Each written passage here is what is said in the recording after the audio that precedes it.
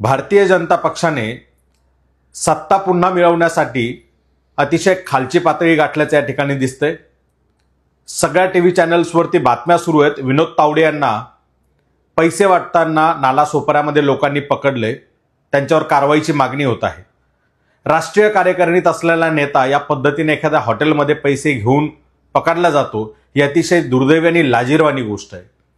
एका बाजूला सर्वसामान्य माणसाला निवडणूक लढणं अशक्य करून टाकायचं, अवघड करून टाकायचं, दुसऱ्या बाजूला हजारो कोटींचा पाऊस या ठिकाणी पाडायचा आणि जनतेला पूर्णपणे विकत घेण्याचा प्रयत्न करायचा, अशी ही निवडणूक सध्या या ठिकाणी दिसते।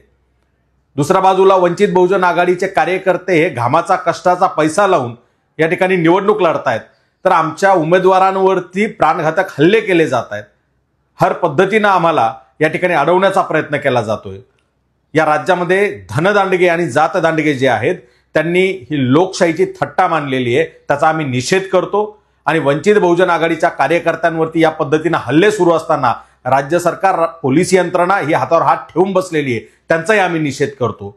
जनता या पैसे वाटणाऱ्यांना, या जनतेला विकत घेऊ पाहणाऱ्यांना योग्य पद्धतीने धडा शिकवेल 20 तारखेला, असा आशावाद आम्ही या ठिकाणी व्यक्त करतोय। आणि पुन्हा एकदा या पैसे वाटणाऱ्यांचा, या धनदांडग्यांचा जाहीर निषेध करतो।